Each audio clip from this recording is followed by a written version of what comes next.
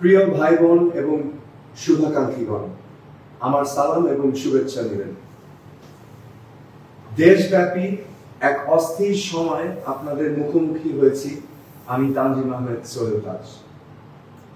আপনারা জানেন, কোটা সংস্কার আন্দোলনের ন্যায্যতা নিয়ে দেশের ছাত্র জনতা যে আন্দোলন করেছে তাদের সাথে একাত্মতা ঘোষণা করে আমিও সোচ্চার ছিলাম।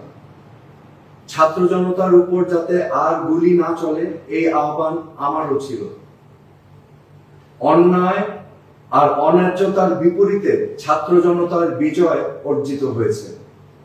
এই আন্দোলনে ছাত্রছাত্রী সহ আমরা অনেক নিরীহ প্রাণ হারিয়েছি।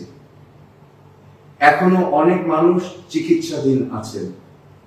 কিন্তু বিজয় পরবর্তী দেশ জুড়ে নানান প্রতিহিংসামূলক কর্মকাণ্ড এবং সুযোগ সন্ধানীদের তাণ্ডব দেখে লাখো কোটি মানুষের মতো আমিও ব্যথিত। এই হত্যাযজ্ঞ আর ধ্বংসাত্মক কার্যকলাপের জন্যই কি ছাত্র জনতা রাজপথে নেমেছিল? দেশের সম্পদ ঐতিহ্য ধ্বংস করে আমরা নতুন প্রজন্মকে কি বার্তা দিচ্ছি? একজন সাধারণ নাগরিক হিসেবে আমি তীব্র প্রতিবাদ জানাই যারা ধানমন্ডির ৩২ নম্বরে বঙ্গবন্ধুর বাসভবনে অগ্নিসংযোগ করেছে। বঙ্গবন্ধুর ভাস্কর্য ভেঙে দিয়ে আমাদের কতটুকু লাভ হলো? আইন শৃঙ্খলা রক্ষা বাহিনী অন্যায় করেছে, তার নিরপেক্ষ তদন্ত হোক, এটা আমরা সবাই চাই। কিন্তু সবাইকে কেন আমরা প্রতিহিংসার মুখোমুখি দাঁড় করাচ্ছি? আইন শৃঙ্খলা রক্ষাকারী বাহিনী ছাড়া কোন সভ্য সমাজ পরিচালনা করা সম্ভব না, এটা আমাদের মনে রাখতে হবে। আসছে অন্তর্বর্তীকালীন সরকারের কাছে আমার আকুল আবেদন, দেশের বর্তমান ধ্বংসাত্মক পরিস্থিতি থেকে সাধারণ মানুষের জানমাল রক্ষা করতে হবে। গেল কদিন দেশের নানা প্রান্তে ভিন্ন ধর্মের মানুষদের মন্দির গির্জায় আক্রমণ হয়েছে। অনেকের বাড়িঘর জ্বালিয়ে দেওয়া হয়েছে। অনেক মানুষ নিহত আর আহত হয়েছে। এর মধ্যে আওয়ামী লীগ সহ অনেক রাজনৈতিক প্রতিপক্ষ রয়েছে, তাদেরও ঘরবাড়ি জ্বালিয়ে দেওয়া হয়েছে। সেই সাথে অনেক নিরীহ কর্মী প্রতিহিংসার শিকার হয়েছে। চারদিকে এক থমথম অবস্থার মধ্যে কি করে আমরা বসবাস করব? সরকার প্রশাসন সহ আওয়ামী লীগের যেসব নেতাকর্মী দুর্নীতি, হত্যা, গুমের সাথে জড়িত, তাদের আইনের আওতায় আনতে হবে। কিন্তু তার পাশাপাশি একজন নিরীহ কর্মীরও এই দেশে বাঁচার অধিকার আছে, এটা আমাদের মনে রাখতে হবে। যে সংস্কারের জন্য আন্দোলন হয়েছিল তার দিকে নজর দিতে হবে। আমাদের মত ভিন্নতা থাকবে, ভিন্ন মতকে কথা বলার সুযোগ দিতে হবে। আন্দোলনকারী ছাত্র জনতার মতো আমারও দাবি যে দেশে ভোটাধিকার প্রতিষ্ঠিত হোক। সাম্য আর ন্যায্যতার ভিত্তিতে সুশাসন প্রতিষ্ঠা করতে হবে। সুশাসন প্রতিষ্ঠা করতে হলে আইনের শাসন নিশ্চিত করতে হবে।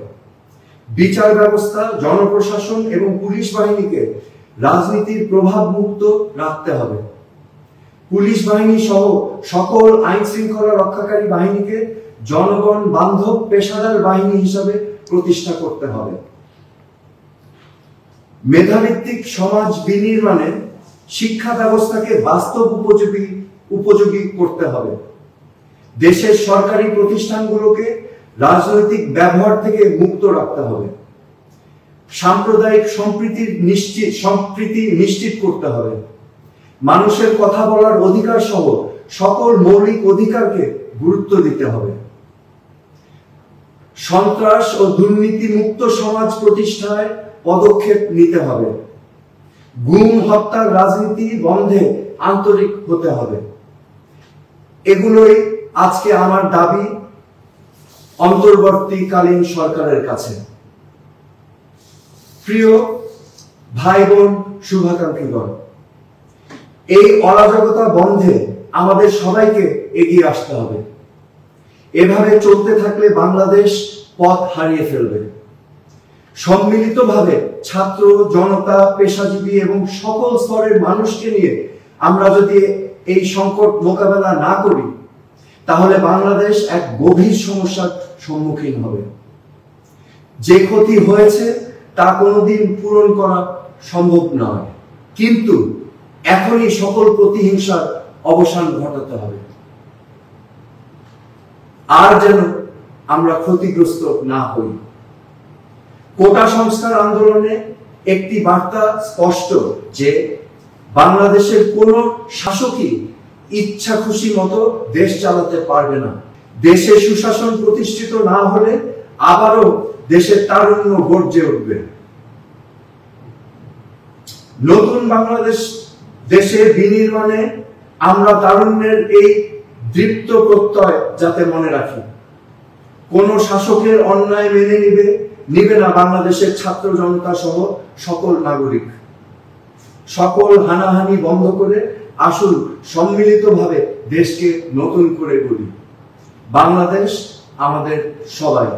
আপনারা সবাই ভালো থাকুন, সুস্থ থাকুন। ধন্যবাদ। খোদা হাফেজ।